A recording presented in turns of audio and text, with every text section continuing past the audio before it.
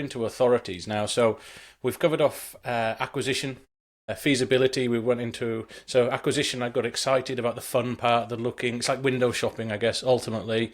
And then we move into feasibility, and a little bit like window shopping. You get into the shop, you actually have a look at what it feels like, what it smells like, how expensive it bloody is, and how much it's going to be to clean it and what have you. But essentially, that's what we're doing in feasibility. And now we're moving into authorities. So when I think of authorities, I think of a couple of things. I think about planning applications. I think about the delays. I hear lots of talk about delays and issues with planning and council and overlays and all that sort of stuff that I don't really understand, but I know is a pretty important part. So yeah, why don't you kick us off with authority, Steve? Where do we start there? People are horrible. I work in recruitment. I would not agree with that. I'd just like to get that out there right from the outset. So everybody knows your position on this topic from the start. I hope there's no misunderstanding here. Yeah. As developers, one of the things that we have to do, if you think about this, we deal with, we're the top of the tree. We're the ones who are putting our capital in. We're taking the risk to create a project that is going to employ people. So if we don't take a risk, nobody gets a job. So that's the importance of us as developers. We are the drivers of all the employment that happens in the industry around us. So we're important. When it comes to people, we have to deal with people everywhere. Consultants, builders, authorities, financiers, you name it. We've got to deal with people. And they work for all these different companies, etc. And when you look at people are getting married, getting divorced. There's been a death in the family. There's illness. People can be euphoric. People can be depressed. People can be all over the spectrum of happy, sad, whatever it might be. And in our projects, we have to deal with those people, regardless of whether they're up here or down here in their mood or what's happening in their lives, whatever it is, we have to get the best out of those people. So first and foremost, we really have to understand the politics of people and how to get them to do what we need them to do. So that's the segue into authorities. People say, you get a DA or a permit and yay, it's all done. Well, that's the first one. Because after you get that first one, which is to do your development, you can't start the building process until you get the next one, which is the building permit or the construction certificate or the construction permit, whatever you want to call it, different language, different states. So you've got that scenario. If you're doing multiple units or multiple townhouses, etc., and you've got to create a strata, you've got to get approval for that strata. And in New South Wales and Queensland, you do that up front as part of your DA process.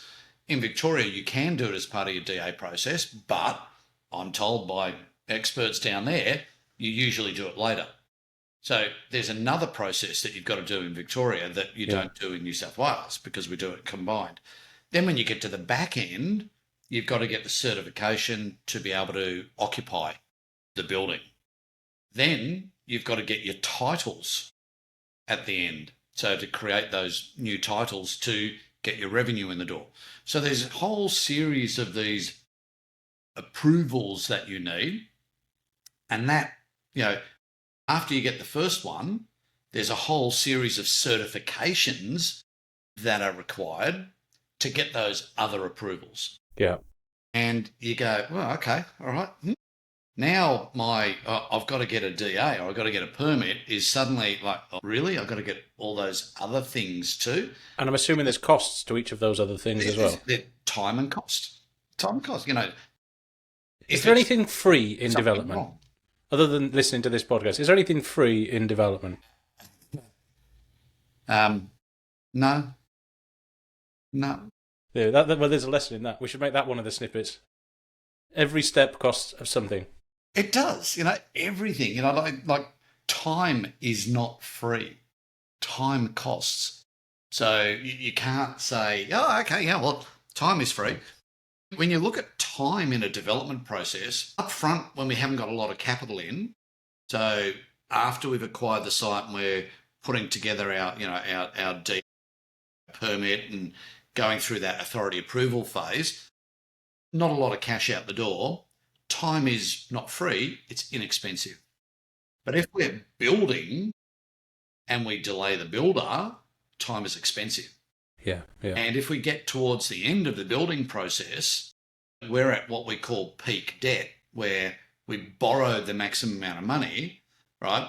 If we finish the building process, our debt's at its maximum and we can't get our titles to settle the transactions, that's expensive. That's seriously expensive. So all these other things that have to come, all these approvals, we need people to work together to achieve all the way through. So we are managers of people. So not only are we risk managers, which we talked about in the intro to the very first episode, we're akin to risk managers, but we're also people managers. So we have to be able to get the best out of people at all times. So you can imagine at the back end, if you need to get your titles, if you've got to get your surveyor to finalise the strata plan and to get the certification that you need from the different parties to take it into your land titling office to get it stamped, to try and get those certifications at the back end. What if the person who needs to certify it is going through a divorce? What if they get sick? How are you going to get them to give you the certification that you need in a timely manner? That's your job. Yeah. No one else is going to do it. I mean, your money is sitting there waiting to come in and you're chewing away at peak debt and you're relying on somebody else to, can you go and talk to them? No, you need to take action. You don't wait a week to find out when it's happening. You've got to get on that phone and ring. And if you're an introvert and you're scared of talking to people, hey, you're in trouble. So as a developer, you need to be able to talk to people. You need to get the best out of them all the time. So when we talk about the whole ideology of this authorities thing, it's understanding the politics of, to get your approval, you need it out in the fastest possible time. So that's your development consent. You need to get your permit, your DA. You need to get that out really, really quickly. That's the first step, is it, to get DA, development approval? Yep. To get that out, you've got to contemplate what you're going to put in. So what are you submitting? So assuming you've done all that, you know what your product is, et cetera, you do all that sort of thing. What you then have to go say to yourself is, who's going to be the applicant? Who's best placed to be the applicant? Council's going to have their own town planner, and that town planner is going to make certain decisions about things. And from that perspective, having your town planner as the applicant, maybe that's a good thing because they can talk on the same level. It's fantastic. What if you're pushing the limits on things where you don't comply with a lot of things? Is your town planner going to really work for you and push those limits on your behalf? Because what if, when you think about, and this is where you really got to understand the nature of the beast that you're dealing with. Your town planner probably every month has got 1 or 2 new applications that they're lodging in that council for other clients. So they might be doing 20 applications a year in that council. So they're not going to want to ruin their relationship with council just because you want to try and push the limits. So they're not going to push it for you. So, okay. Yeah. So, and even within that then, so when you're selecting your town planner to work for you, it's not just a process. There can be there's a spectrum of whether that town planner is very, very good at their job and can get stuff done and can persuade and influence the council in the way that's beneficial to you, or the opposite. They can bugger it up because they're a bit of a flog. They can't get it right. They piss people off, or they don't want to take risks on your behalf because it's going to affect their other customers. Yeah, exactly. Which will affect their business and their cash flow. So you've got to look at these. That's a big picture. That's business. That's the business of property development. We have to be aware what the conflicts and what the priorities are for everyone that we deal with. In the site acquisition, I talked about the real estate agent. Love real estate agents because they bring us our revenues, but don't love real estate agents when we're looking to acquire a site because they're representing a landowner and they want to get the commission in as quickly as possible. We need time. They don't want to give time. So we're horizontally opposed when we're acquiring a site, but we're aligned fully when it comes to selling our product. So when it comes to council, in our application phase, who's going to represent us in that application becomes really important. So the town planner, if you're pushing the limits, your town planner is not the right person because they don't want to ruin a relationship with council because they've got other clients and that generates their income. Your architect, great. Architect, yep.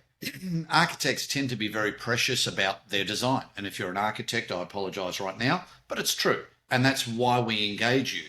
It's exactly why we engage you, is because we want you to be precious about your design. We want you to create that design.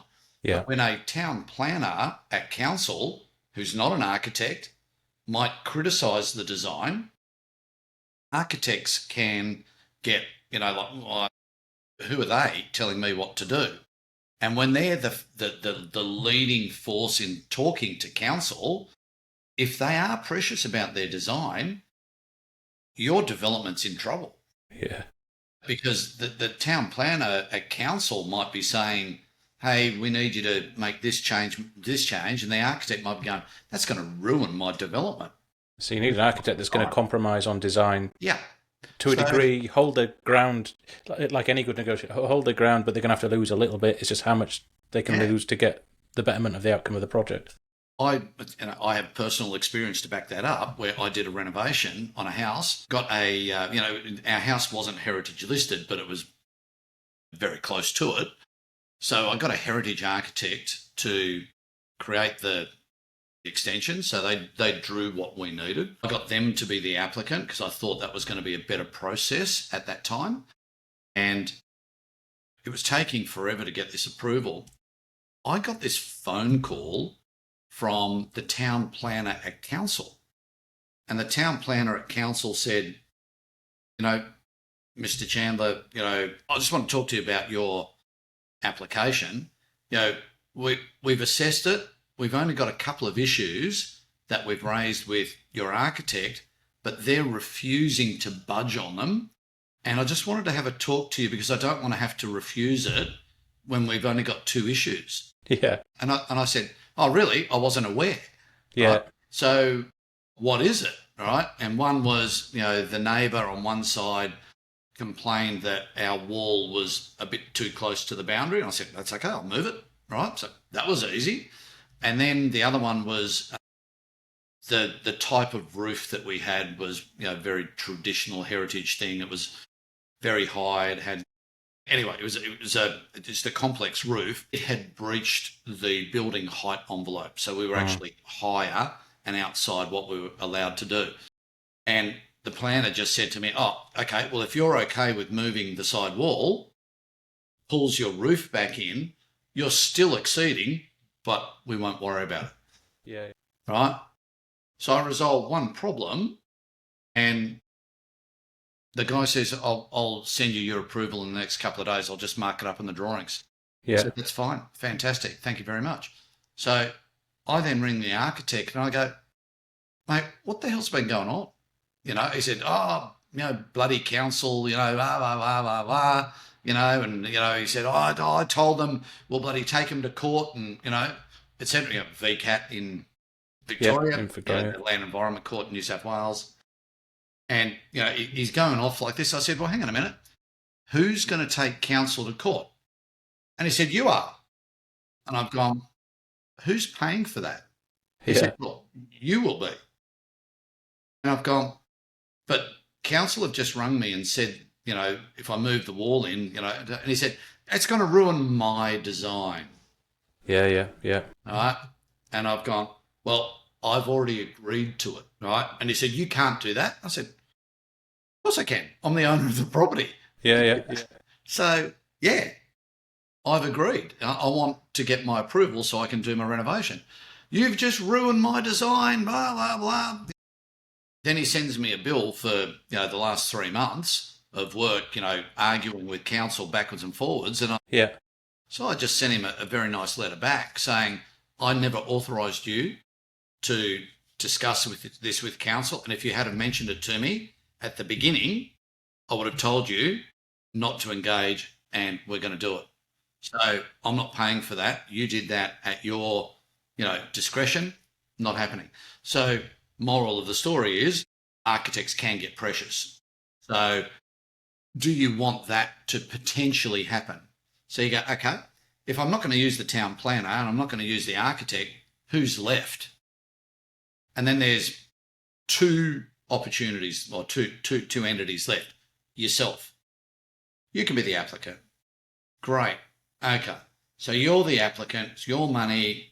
You're going ahead with this development and council are taking forever. Council are criticising this and criticising that. And, hey, it's taking forever. So what happens with you? You get frustrated. It's costing you time and money. So you can get cranky. Stress, yeah, the stress, right? the frustration. So, when the town planner says, a council, you might start barking at them because of what's happening. Give them a bit of a spray. Yeah. And what do you reckon someone's going to do if you give them a spray? Well, you go to the bottom of the list, down at the bottom, and they deal with someone else's. So, you've got to be really careful. The final version, the fourth entity, is an independent consultant, like a development consultant, someone like that can not have any of the emotion, can be instructed to deliver an outcome as quickly as possible without giving away too much, and to be able to talk to the architect, the town planner, and the client about that. Now, that's self-serving, if you like, for my consultancy business, but if you can control your emotions, then you be the applicant. Don't use the architect, don't use the town planner, do it yourself. But within that, so I'd say I can control my emotions, but I quite enjoy giving people a spray from time to time when I think it's warranted. But I can also see how me doing that is just going to burn any future opportunities to negotiate on a level playing field. So if you give council's planner a spray, right, you're shot. Yeah, it's just no good. Yeah, so you just can't do that. Things that people don't sort of understand is that the people who work at council, they're purists. They're purists. They come through a town planning degree, and where they're taught, you must comply, you must comply, you must comply. That's what it's all about, compliance with the rules. So they're looking at it from that perspective. If they've never worked in the commercial field, in the private sector, they won't understand commercial realities whatsoever. So if you give someone like that a spray, anywhere where you're not compliant, you are shot. Yeah. All right? So unless you go to their boss and you can get a hearing from them about that. But as soon as they find out that you are yelling at the town planner, they protect each other. Right. And this is why I'm guessing that in the media at the moment, especially in Victoria, developers are growing increasingly frustrated with the planning and authority process within that, the delays, the minutiae of the compliance that's required, and the developers are trying to jump through these hoops with these delays, plus the time and the cost it's taking them to not actually get anything even closer settlement and getting the money. So it's not just on the small scale that I might be doing my partner on the corner townhouse development or whatever. It goes all the way up. This is just a real carte blanche for development. Give you an idea of how ridiculous it can be. in 2000, what would it have been? 6, I suppose, nearly 20 years ago, I put in an application for a swimming pool in my backyard at my home in Sydney. A year later, so it went in through the swimming pool company, right? A year later, I ring council in absolute frustration, and I talk to the planner, and they go, "Oh, yeah, Mr. Chandler, very aware of your proposal. Look, we've had a quick look at it. We can't see anything sort of, wrong, effectively just at a high level, but it's going to be another 3 months till we actually look at it. We've just got too much work on." You go, "Okay, no problem." So that would have been 15 months. In New South Wales, we've got this state environmental planning policy. So it's a state level, piece of legislation, and it's what we call exempt and complying development. So you can actually put a swimming pool in where you don't actually have to go to council and get a DA. You can get what's called a complying development certificate issued by a private certifier. Yeah. So I get on the phone to the certifier that I'm working with on the large scale project that I'm on, and I say to him, "Mate, blah, blah, blah, blah, blah." And he said, "Look, under the code, we've got 14 days to give you an approval or to reject it. So send us everything that you submitted with the DA and we'll see what we can do." Yeah. I said, "Great." For another cost, I imagine, as ever. It's at a cost, But a fair and reasonable one. Fee, because they've got to properly assess the documents. So I said, "Yeah, no worries." I had to give him an application form. So I did that, paid the fee, 3 days. Yeah. 3 days later, I had an approval. Yeah. 3 days. I'm just going, are you kidding me? I've been in council for a year and I could have had an approval 3 days short of a year ago. Yeah. Yeah. Understanding the planning codes, right? So since then, I've got a really good understanding of the planning codes. I didn't have it as much as I do now back then, but wow, wow. And the fact that council were so busy, right, that a swimming pool takes 15 months to get an approval. They're, being able to do things yourself is really good.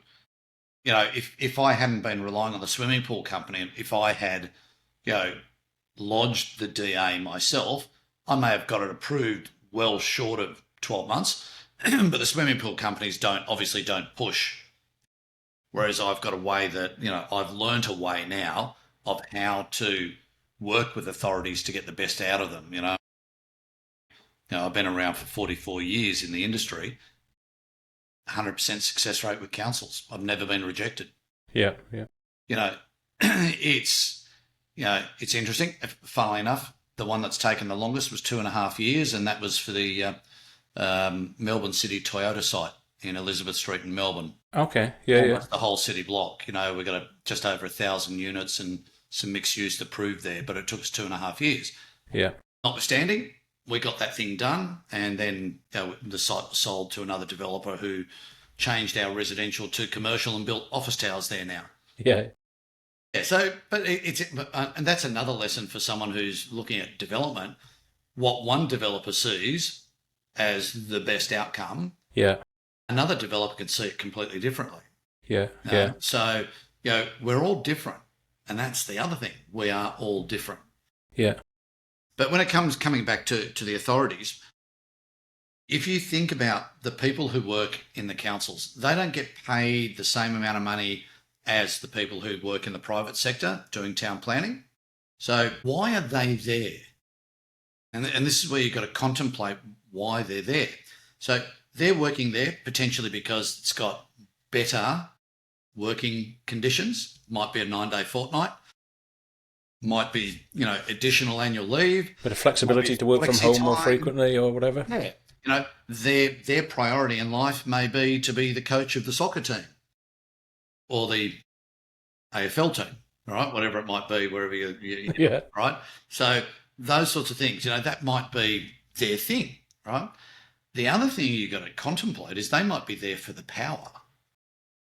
Because if you look at a town planner, whether they're assessing, a $1 million home or a $30 million apartment complex, they have the ability to stop it. That's power, and if you're the applicant, you have to respect that power. They can stop it, they can delay it, they can make it really difficult for you. If you disrespect that by giving them a spray, may the Lord have mercy upon your soul. It is simple as that. So Yeah. I respect that. They do have that ability, and particularly if they're young. You might be a 40-year-old, very wealthy person doing a development, your first development, and there's some 23, 24-year-old doing an assessment of your project and holding it up. And who do they think they are? Well, they're council's town planner. They got a lot of power. So you've got to be cognizant of that. And a lot of people aren't. And that's really, really dangerous. Really dangerous. So this is just for development approval. So the first step of approval. That's just the first one. And then so you get and what does, once you have development approval, what is the approval for? Is it to what then happens? What can you do after DA that you can't do before? So before the DA, you can't do anything. You can't touch your site. You can do. You can assess it, run your fees, have things checked. Maintenance work on your property. That's fine. You can mow the grass, all right. But basically, you can't do anything to it. So then, with your approval, it gives you. So if you think of it as, you get development approval. That's what it is. It's approval for the development. The next stage is approval for the building. So the development is, yes, we give you approval for that concept, this whole big picture that you're doing. So we'll give you approval for that. Within that big picture are these concept drawings that you've provided. So you can build this high, that wide, put this number of apartments in it, and they've got to look like this. Yep, we're happy with the appearance of the building. You can do all that. No problem. Under the building side of it, you then have to advance your design a point where it can be built from. Yeah. So, certification from architects, engineers, on what the building is, what it's going to be built from, that type of thing. So that's the next step that really nominates what the built form actually will be made of. Then you go through that process. If you're doing strata, the strata titling, you've got to have that approval. So in Victoria, you might then submit your application. What is it, a Form 35 or something? I can't remember what it is in Victoria. But you can submit that, or a 195, something anyway. But in New South Wales, I would have done it combined with my development application. So you've got that approval, then you start building, and all the way through the building, your various consultants have to be inspecting the work, because when it gets to the end, at the beginning, your designers certify that the design is done in accordance with the various Australian standards, the National Construction Code, etc. Yeah, so basically saying in that scenario, what we've designed here is legally allowed to be built based on the constraints. We're building it in the right way, but that's not yet been built, but that's been signed off as yes. Tick. So it's saying we've designed it for that, but doesn't say it's been built that way. Then throughout the process, they inspect the progressing work, and when it gets to the end, the builder and their contractors will certify that they've constructed the building in accordance with the design. The designer certifies that they've supervised that construction and it complies. Yeah. So you've got that. That all feeds into all the way through your certifier, your private certifier, your principal certifying authority. They are inspecting the progressing works as well, because ultimately they're the one who is going to give you the certificate that enables you to occupy. Yeah. And that's the final piece, is a certificate of occupancy. Well, that's the final piece in the building side. Then you've got to get your titles. So through that process, as you are in the latter stages of your build, if you're creating multiple title like strata title or townhouses, etc., you need to get a surveyor in who's got to create the drawings that become the title drawings. Gotcha. Okay, so you've got the design going in. This is what we aim to build. Signed off. Yeah. Building it, and then it has to be signed off that actually what's built is what should have been built, and what is now the title of which can in the future be sold and bought, and it is a product, so to speak. For example, with apartments, you create what's called a draft strata plan, and that is what you get approval to deliver. And when you get to the back end, the surveyor has to come in, measure all of the internal walls of the apartments to update that draft strata plan with the actual locations where it's been built to create that final document that will go to the titles office to be registered. But that document, when they create it, they've got to certify that they've done the survey, etc. So they have to be a registered surveyor. Your lender has to certify, has to rubber stamp that they're okay for this to be created because they've got a mortgage over the property, right? The developer has to, the authority needs to. So if your certifier is able to do that, he can sign it or they can sign it as the certifier. Otherwise, it's got to go to council. And if it goes to council, there's weeks. But then once you... I notice every time you say anything about the council, your hands go up like this. Yeah, but the best part is when you get all these sign-offs on that strata plan, you then submit it to the land titles, right? They'll check it, and if there's any mistakes in it, they send it back. And then you've got to fix it, and then sign it all again.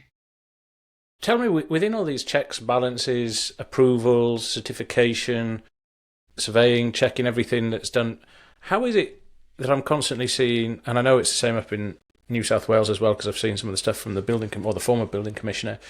Why is there always so much non-compliant constructed buildings? How does that happen? Lack of supervision by the superintendent. Yeah. Poorly worded. Which in my instance, I might have tried to save a few dollars, and I be the superintendent, and therefore I'm likely to cock it up and not know certain things. When I started in the industry, all the building projects that I worked on had what we called a clerk of works. Yeah. We had a full-time client representative on that project who was watching everything that we did and saying, that's wrong, fix this, fix that. Yeah. Where did you get that detail from? I don't know where that is on the drawings. Show me. Yeah, all this sort of stuff, instructing us on things.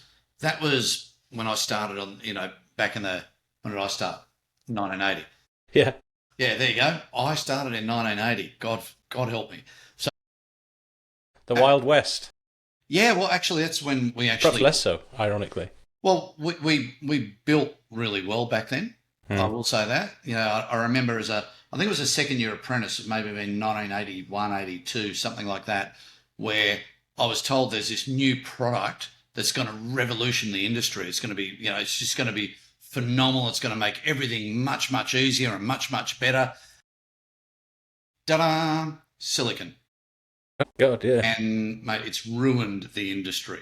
Absolutely ruined the industry because back then, before silicon, we had to put flashings and architraves and moulds and stuff to try to stop water getting in. And if it did get in, there's always a second line of defence. Nowadays, we just rely on silicon. She'll be right. No worries. When it falls out, I won't be around. Yeah. Anyway, so what happens with these things, the titles, you get the titles, you look at it. Let's wind it right back to the beginning again, and we're talking about, who the applicant is. The next question you've got to ask at the beginning is, what documents do you submit? What do you actually need to submit? And a lot of people sort of come to me and say, what do you think I should be providing counsel? And I always say to people, why don't you have a look on council's website? They will have a guide. They will have a minimum requirements list of what you need to submit in your application. And they go, oh, okay. So, but there's two things that go with that. One is the minimum, So don't make your minimum the maximum. That is the minimum. The other thing is the quality of the documents that you provide. And at one stage, a number of years ago in my consultancy business, we're doing some peer reviews for a local council on some public works tenders that they were doing.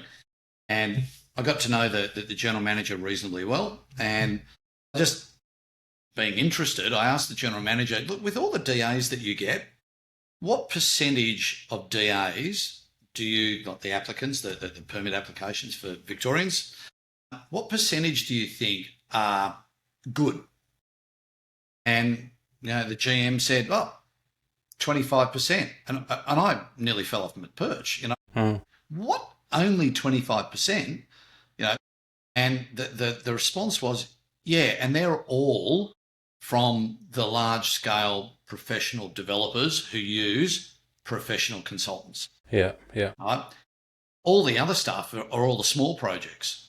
And, the mums and dads doing renovations and extensions and, duplexes and townhouses, all this sort of stuff, they're never good because they don't want to spend money for us to be able to properly assess. So, they all complain about council because we always go back to them and say, minimum requirements said you need to do a traffic report.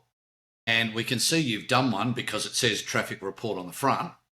But the actual traffic report you've done doesn't comply with the requirements in our development control plan or the development overlay. So you haven't responded to it. So fix that up. And once you've done that, resubmit it and we'll start looking at it again. So, and that's one of, what if the town planning report wasn't appropriate? What if there's an acoustic report required and that wasn't appropriate? What if the drawings don't have adequate detail on them? And I'm guessing they go through it, and as soon as they hit the first stumbling block, they stop, send it back and say, rectify this. They don't work all the way through the application, pick off the 3 or 4 things and say, do all 3 and then come back. So it can be quite frustrating to say, well, why didn't you tell me that the first time and I could have used this time to kick the other problems out of the way? Well, it depends on whether you've rung them and abused them. Yeah, of course, yeah. And that's where that sort of persuasion and influencing and people being people. If you give them a spray, what do you expect them to do?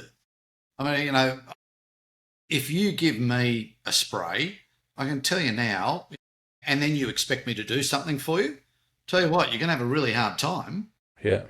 Really hard time, particularly if I'm not your employee. Yeah. If I'm your employee, I'll go to HR, right? Yeah. But the reality is that you can't give people in a position of authority a spray. Yeah. It's like when I used to play rugby, they used to talk with the referees. Yes, sir, no, sir, 3 bags full. So it was like just compliant. You don't have to say yes, sir, no, sir, 3 bags full. What you can say is yes to the stuff that's reasonable. To the stuff that's not reasonable, there's nothing wrong with asking why, or could you explain, I don't understand, can you, elaborate on that for me because, that doesn't make sense to me. Absolutely engage with them.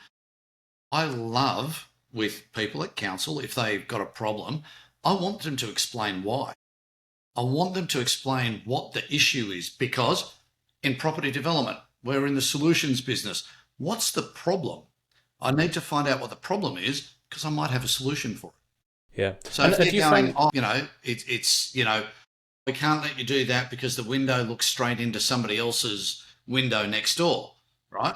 So they're saying, we're going to reject it. You go, well, okay, hang on, let me understand what the problem is, because what if I put some fixed louvers on the outside of the thing that are at 45 degrees? Yeah. That force a view that way. And in your experiences, are the council town planners open to having dialogue, and they're open to interpretation and explaining what, if they're being met with a level of respect and engagement, they're just you're working with them in the right way? Are they quite open to sharing this and say, do they ever say, well, have you thought about this? Have you thought about that? So if you've got a really good relationship, you can have them tell you how to get around it, if in their experience it allows them to tell you that. We're having a dialogue, right? And we've done that in a few episodes, and we've got a few more to go, right? But we're continually having a dialogue, right? You're asking me a lot of questions, and I'm answering a lot of them, all right, and well, all of them actually. Yeah. But the thing is, when you have a dialogue with someone, like I'm not getting upset with you for asking questions, council won't either if you ask them the right way. Yeah. Yeah. It's as simple as that. You know, we're all human. We all want to know. If I said to you, you asked me a question, and if I said to you, what the hell are you asking me that for? Right? It's very different to me saying, Martin, could you explain that to me? I'm not quite understanding. What are you going to do? It's completely different. You know, so the way that you talk to people, this is the politics of people. If you talk to them properly and appropriately and respectfully, you know, doesn't mean you have to agree with them. It doesn't mean you have to be aggressive. You know, you just say, look, you know, I don't get that. I don't get that. You know, like can you elaborate on that for me? Because I'm just not understanding.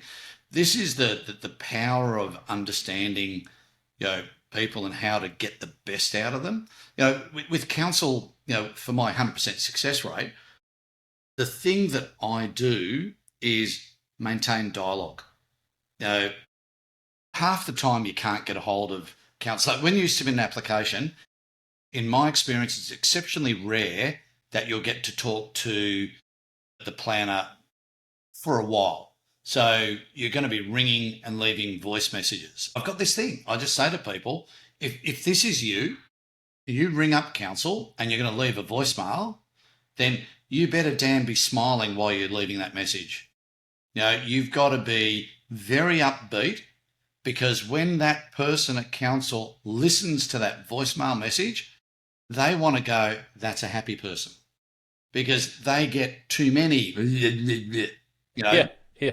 Who are they calling back first? The one that they're like, oh, lots God. of complaint calls, right? Yeah. So, you know, when they hear you speak and go, oh, you know, hi, it's Steve Chandler from, you know, I'm talking about, you know, ringing about this one. Well, I was just inquiring about such and such. Look, when you get a chance, if it's not too much trouble, could you either drop me an email? You know, here's my email address, or here's my mobile. Just give us a call. Could you just let me know what's going on with that? And even if they don't ring you, don't email you, a week later, you're ringing again. Yeah. You leave, Yeah. hey, look, you know, I left your message last week, haven't heard from you. Just wondering, would you be able to, you know, you give them the opportunity a couple of times, but you've got to be nice about it. Yeah. Yeah. They can't, you must make sure that someone is not scared to talk to you. Yeah, it's interesting that as you're talking there, it's if you're dealing with people that have multiple conflicting deadlines and expectations upon them, in order for your work or your priorities to be their priorities, you're going to have to not schmooze. You're going to have to get them on side. You're going to remove, not add any barriers as to why they shouldn't respond. And you should just do your best to remove all of those. Hopefully you get the response in a slightly more timely manner to get your project moving slightly quicker. If you think back, Martin, to the first time that we spoke, and, you know, we had a great chat about all sorts of stuff. And in that discussion, right, we built rapport. Okay. And here we are, you know, a number of months later. You know, the thing is with council, that first conversation you have to build rapport. And I have a particular way that I do that I've learnt from a very, very young age, because, you know, back when I was growing up as a little kid, in my first sort of 13 years, we lived in sort of 10 odd locations. So I was constantly moving, which meant I had to make friends very quickly in the new locations. There was no, you know, DM service that I could use. You know, there was only the snail mail, all right? Yeah. And I couldn't really write very well. So just More barriers. Yeah, so I had to make new friends. So I learnt naturally, if you like, how to try to connect with people and build rapport. And one of the things that I learnt was find out what people like. So I talk to people about all sorts of weird and wonderful things. You know, the first thing I do is I look at somebody's surname. And if they're from a particular region, based on that surname, whether or not I've got any connectivity with that. So, you know, my mum was Polish. So Slavic names, I look for someone, if someone's got a Slavic name, I go, oh, you know, hey, you know, notice your surname. where's that from? Hmm. And they'll go, oh, it's such and such, my wife is Greek, same thing. I look for Greek names. They go, oh, okay, well, my wife is Greek, that sort of thing. So it's sort of trying to bring two people who don't know each other from a bar of soap together. If I can't do that, then I might try sport, children. I'll listen, if I haven't met them, I'm just talking on the phone, I'll listen to the sound of their voice, and you can pick generally what age bracket they're in. Yeah. I do that a lot in recruitment. You're trying to assess, because you're not allowed to ask, obviously, like, is this person left off 20 years of their resume, or have they got 5 years of experience? Yeah. So, all that sort of stuff. It's really, you do this, a lot of this, like for me, it's natural. It's just natural now because, I've had a lifetime of doing it. So I do that with council. The first time I talk to the planner, if I talk to them for 15 minutes, 13 minutes is going to be talking garbage, because I'm trying to build that rapport, that connection with them. And then I'll just drop in, oh, look, I better let you go. I know you're busy. I rang about this. Yeah. But in all that time, even though I might have talked too much, the thing is they're going to get off the phone going, he was a nice guy. Or, oh my God, he's full on, but not in a negative way. Yeah. That's what you want. You want them to get off that phone call and feel absolutely not threatened and more than happy to call you if they find something that needs fixing. Because if you can get council to ring you and say, hey, I found this, problem, you can talk to them and say, what's the solution? Yeah. And they will give you a solution. You'll be amazed how as long as they like you and they don't think you're a pain, then they will help you. Yeah. And I could recommend a good book, which still exists, still well read, by Dale Carnegie, How to Win Friends and Influence People. And he talks to that a lot in that book about how you do it. That's a phenomenal book. And also listen to it on Spotify or something. Yeah, that's why I'd listen to it, yeah. I mean, it's funny. I listened to that book, on Spotify, I don't know, maybe once a year, once every couple of years, just as a reminder, a constant reminder, and if I'm going on a long drive, I'll just put it on and listen to it all the way. It's really important. Really. Yeah. Any other things we need to cover in authorities, or have we got that boxed off? Well, no, I think we've pretty covered most of what really needs to happen. It's your certifier is a critical role. Yep. So finding a certifier who specialises in your type of project is going to make it easier for you. And is that the certifier? Is that the person that has replaced what was the clerk of works? No. This replaces council. Oh, okay, So after council gives you the development approval, everything from there on can be done with a private certifier. Okay, so and you select that as the developer. You go to them and appoint them. You get to select who that is. So finding a certifier that specialises in your type of product is really, really important, because that'll make it easy for you, because they'll know what to do and they will guide you. Yeah. Remember that they are effectively counsel. So that's their role, to be private sector counsel for all the inspections and compliance, and they're going to ask you for things. And if you've got a good certifier, they'll have all the checklists for you, and they'll give you plenty of notice of all the things that you're going to need to provide. I mean, it's substantial. There's a lot of work. And, during the feasibility session that we had, we talked about all of the things that you've got to do for the cash flow. Well, certification is similar. There are so many things that you've got to provide the certifier to satisfy them from a perspective of compliance with the development consent that you get, because there's always conditions. So they want you to tick a box on all those conditions. Then there are legislative conditions that aren't in the development consent but have to be achieved anyway. So they'll give you a checklist of all these things that you need to do, and you've got to make sure progressively as you go through your project, you're ticking a box, providing it to them and asking them to confirm that you've achieved, this one, and getting rid of them, so that the last thing you want to do when you get to the back end of your project is have to deal with all the certification and try to sign it off. So you're actually trying to do it progressively throughout the project.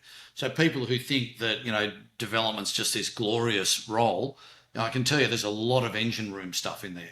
Yeah. Feasibility, keeping your feasibility, your cash flow, doing it in the first instance, and then every month updating it with the real numbers that you've actually spent or got in during that month. You've got to update it. You've got to update your program, your time frame, because that impacts on your cash flow, your authorities, your certification. Are you ticking boxes? Are you going to have a problem with achieving anything? How are you going to resolve it? These are the things the engine room things that are absolutely critical to completing your project in your original timeline for your original budget. Yeah. So there's having the right certifier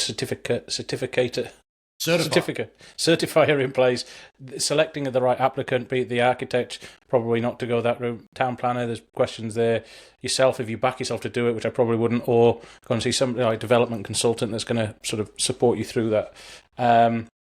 Okay, so next we've done, over the last few episodes, we've done acquisition, FISOs, we've now done authorities. Next is the juicy stuff. We start thinking about a bit more, are we actually going to make some money on all this massive amount of risk and headaches and effort.